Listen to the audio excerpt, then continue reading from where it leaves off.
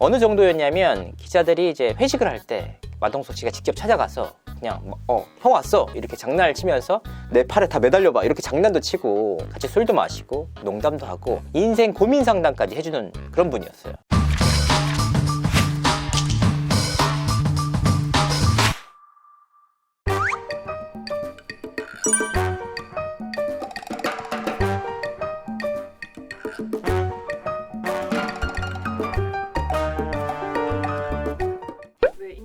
기자들한테 뭐 얼마나 큰 거길래 이렇게 최악의 매너였다라고 1등까지 했는지. 일단 이번 사안은 마동석 씨의 개인적인 캐릭터를 좀 볼 필요가 있습니다.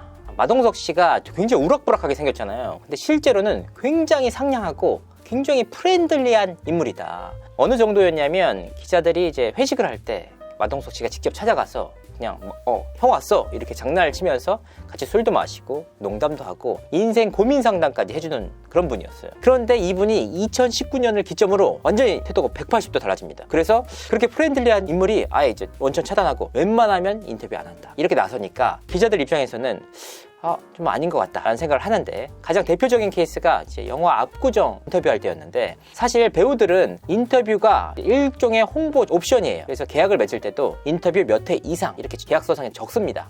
그전에는 인터뷰에도 굉장히 열심히 했고 적극적으로 임했고 정말 친구이자 형이자 동생처럼 임했던 분입니다. 어느 정도였냐면 기자들이 이제 회식을 할 때 마동석 씨가 직접 찾아가서 그냥 형 왔어 이렇게 장난을 치면서 같이 술도 마시고 농담도 하고 인생 고민 상담까지 해주는 그런 분이었어요. 그런데 이분이 2019년을 기점으로 완전히 태도가 180도 달라집니다. 그래서 그렇게 프렌들리한 인물이 아예 이제 원천 차단하고 웬만하면 인터뷰 안 한다 이렇게 나서니까 주연 배우로서 홍보의 의무를 당하지 않았다 이런 지적 때문에 최악의 매너로 꼽힌 것 같은데, 여러모로 좀 안타까운 사안입니다. 아예 주연이자 제작자였잖아요. 예.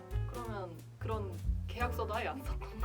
제작자이긴 하지만 제일 큰 건 제작사라는 게 있고 투자사라는 게 있어요. 그러니까 아무리 본인이 제작을 하고 본인이 주연을 맡았어도 투자를 해준 사람이 있는데 거액을 한 20억을 넣었어. 근데 주연 배우이자 제작자가 나 인터뷰 안 한다. 이게 좀 사실은 말이 안 맞습니다. 왜냐하면 본인만 잘 먹고 잘 살자고 하는 게 아니잖아요. 여기 옆에 뭐 식구들 다 있고 이 영화가 잘 돼야 다 같이 잘 먹고 잘 사는데, 이 한 명의 개인적인 불편하다라는 이유로 안 하면 만약에 잘 되면 아무런 문제가 안 됩니다. 안 됐을 경우에는 당연히 말이 나올 수밖에 없다.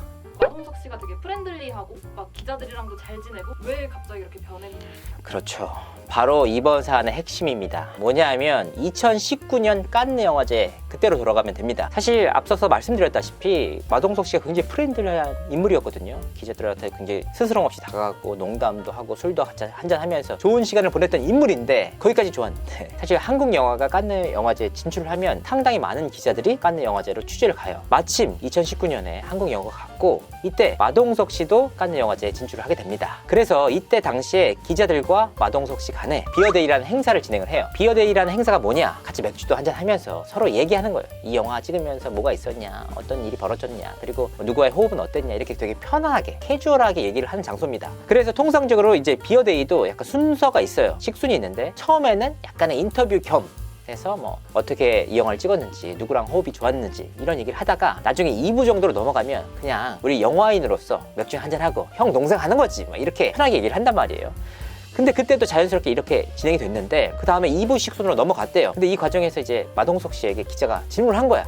마동석 씨, 예정화 씨랑 이제 공개 연애 하는데 결혼 언제 하세요? 이렇게 물어보니까 마동석 씨가 당연히 기사화 될 거라고 생각도 못하고 내년 정도에 할 겁니다. 감독님도 하라고 하고 사람들도 하라고 하니까 해야죠. 내년 정도에 할 생각입니다. 이렇게 얘기를 했어요. 그런데 이 일종의 이 불문율을 깨고 그 다음날 기사가 나온 거예요. 마동석 내년에 결혼할 예정이다. 이렇게 나오니까 마동석 씨 입장에서는 너무 큰 배신감을 느낀 거예요. 아니 이거 기사화 안 되고 그냥 정말 친분으로 형 동생 오빠 동생 사이로 인간적으로 얘기를 했는데 기사화가 됐다. 여기서 그치지 않고 기사가 주르륵 몇 개 더 났대요. 그러니까 마동석 씨가 이 시점을 계기로 언론인, 그러니까 인터뷰 하는 기자분들에 대해서 철저하게 신뢰를 잃었다. 그래서 웬만하면은 일신상의 이유로 인터뷰를 안 하고 바로 2019년 칸느 영화제 그 시간을 기점으로 아예 철저하게 차단을 하게 됩니다. 그러니까 마동석 씨 입장에서는 굉장히 억울한 부분이 있어요. 내가 이만큼까지 사랑을 주고 이만큼까지 믿었던 당신들이 결국 내 쳤잖아.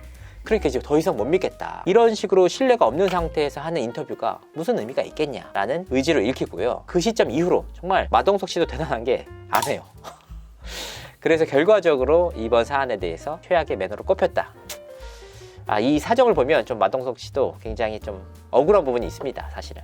근데 더 재밌는 건 뭐냐면 이 불문율을 깨고 처음으로 썼던 그 기사를 썼던 기자가 지금은 더 이상 그 기자 일을 안 해요. 그래서 기자들도 마동석 씨한테 사적으로 좀 친한 기자들이 있잖아요.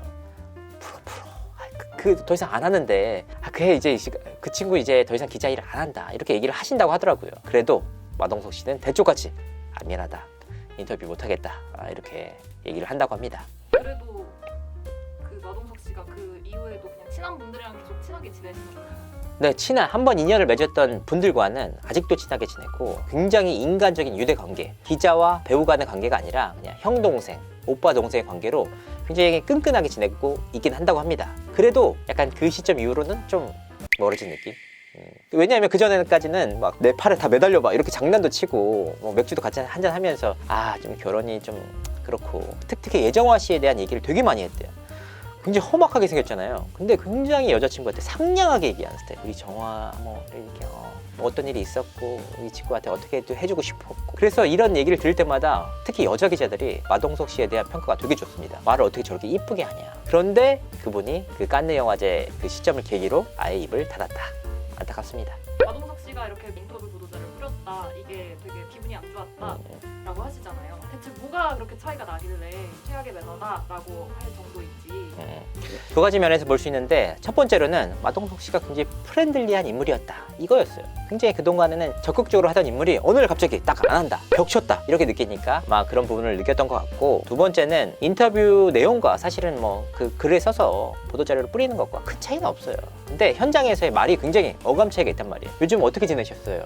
그래 나 좀 잘 지냈지. 우리 뭐 영화 찍다가도 뭐 좋은 일도 있었고 맥주도 마시고 이렇게 하는 것과 좋습니다. 영화 찍다가 행복한 나날을 보냈습니다. 이런 내용들이 있거든요. 그러면 이 글이 담지 못하는 그 뉘앙스, 분위기가 있단 말이에요. 이런 부분에 대해서도 좀 불만이 있었던 것으로 보이고, 가장 결정적인 계기는 사실은 인터뷰라는 게 당사자에게 이제 영화에 관련된 비하인드를 물어보는 자리이기도 하지만 기자와 배우들 간에 일종의 친분을 쌓는 인간 관계를 하는 장소이기도 하단 말이에요. 기자 대 배우가 아니라 사람 대 사람으로서, 그리고 영화인으로서 같이 뭉쳐가지고, 사실 영화 기자들이 그런 게 굉장히 많아요. 정말 영화인이라는 자부심이 있기 때문에 그 영화를 살려야 된다, 같이 힘을 으쌰으쌰 해보자 이렇게 많이 하거든요. 그래서 부산국제영화제 같은 데 가면 옛날에 배우들이랑 기자들이랑 같이 술 먹고 막 형 동생 하면서 되게 이거 한번 잘 살려보자 이렇게 했던 분위기가 많았단 말이에요. 그런데 이런 인간적인 네트워크를 원천 차단하고 안 하겠다 라고 하니까 기자들 입장에서는 선호할 수 있죠. 하지만 그 원인을 살펴보면 아까 말씀드렸다시피 그 마동석 씨가 뒤통수를 시게 맞았단 말이에요. 그 시게 맞으니까 더 이상의 신뢰가 없다. 이렇게 신뢰가 없는 상태에서 인터뷰를 하는 게 무슨 소용이냐, 이렇게 의중을 드러내고 있다고 합니다. 그러니까 너무 안타까워요. 그 내년 결혼 기사가 뭐라고 그렇게 프렌들리하게 기자들에게 다가갔던 마동석 씨가 이렇게 180도로 달라질 수가 있는지 안타깝습니다. 사적인 질문, 혹시 기자님도 마동석 씨랑 친분이 조금 있어요? 제가 영화 기자로 활동할 시기가 2011년부터 2014년 정도까지였어요. 마동석 씨가 제가 알고 있기로는 2014년, 2015년 그때부터 굉장히 전성기를 많이 누르고 높이 올라갔단 말이에요. 그때는 제가 가요 쪽으로 옮겨가지고 직접적으로 대면할 기회가 없었습니다. 저도 가고 싶었습니다. 나도 깐 가고 싶었어. 근데 제가 유일하게 못 갔던 행사가 딱 깐 영화제입니다. 비싸서 비행기표.